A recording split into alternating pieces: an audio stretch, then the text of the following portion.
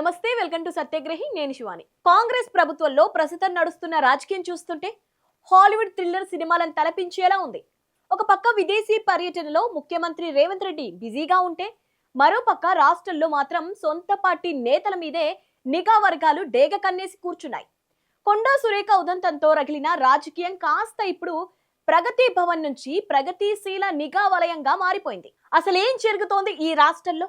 మంత్రులు ఎవరిని కలుస్తున్నారు, ఎమ్మెల్యేలు ఎక్కడ టీ తాగుతున్నారు అనే విషయాలపై ప్రభుత్వం పెట్టిన హై టెన్షన్ నిఘా తంతు ఏంటో ఈ వీడియోలో బట్టబయలు చేద్దాం పదండి. రాష్ట్రంలో ఎక్కడ ఏ శుభకార్యం జరిగినా, ఏ అల్పాహార భేటీ జరిగినా ఇప్పుడు ఇంటెలిజెన్స్ అధికారులకు నిద్ర లేకుండా పోతుంది.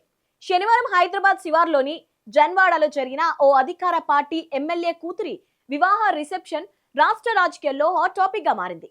ఈ విందుకు వెళ్లిన మంత్రులు, ఎమ్మెల్యేలు ఎవరెవరు కలిసి మాట్లాడుకున్నారు, ఎవరి చెవిలో ఏ రహస్యం ఊదారనే దానిపై నిఘా వర్గాలు ఆరా తీశాయట.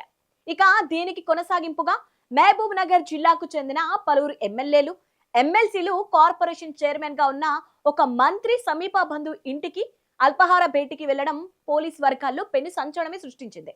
ఇడ్లీ దోశలతో పాటు అక్కడ రాజకీయ కూటములపై కూడా గట్టిగానే చర్చ జరిగి ఉంటుందని అనుమానించిన అధికారులు ఆ వివరాలు సేకరించేందుకు నానా తంటాలు పడ్డారు.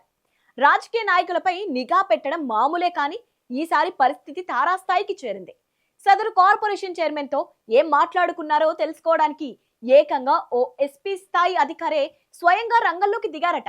చైర్మన్ కు ఫోన్ చేసి మరి, అన్నా ఏం దాస్తున్నారు, భేటీలో ఏం మాట్లాడుకున్నారో కొంచెం చెప్పండి అన్నా అంటూ ఎస్పీ రిక్వెస్ట్ చేయడం చూస్తుంటే మన పోలీస్ అధికారులకు కూడా రాజకీయ నాయకుల మీద ఎంత గౌరవంతో కూడిన భయం ఉందో అర్థం చేసుకోవచ్చు. ఒకవైపు బాధ్యత, మరోవైపు పైనుంచి వచ్చే సీఎం ఆఫీస్ సీరియస్ ఆదేశాలు, ఈ రెండింటి మధ్య నలిగిపోతున్న పోలీసుల పరిస్థితి ఇప్పుడు నిజంగానే కామెడీ అండ్ ట్రెజడీగా మారింది.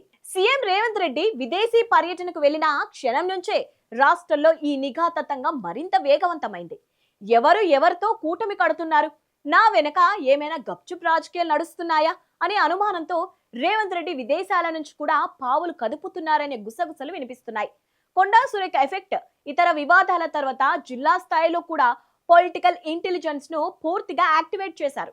నల్గొండ, ఉమ్మడి కరీంనగర్ జిల్లాల మంత్రుల కదలికలపై స్పెషల్ ఫోకస్ పెట్టారు. ఎమ్మెల్యేలు, ఎమ్మెల్సీలే కాకుండా గతంలో ఎన్నడూ లేని విధంగా కార్పొరేషన్ చైర్మన్ల ఫోన్లు, లొకేషన్లపై కూడా నిఘా నీడ పడింది. ప్రభుత్వాన్ని నడపాల్సిన నాయకులు ఒకరిపై ఒకరు నిఘా పెట్టించుకోవడం, సొంత పార్టీ ఎమ్మెల్యేల మీదే పోలీసులతో ఆరా తీయించడం చూస్తుంటే కాంగ్రెస్ సర్కార్లో అంతర్గత భయాలు ఏ స్థాయిలో ఉన్నాయో అర్థం చేసుకోవచ్చు.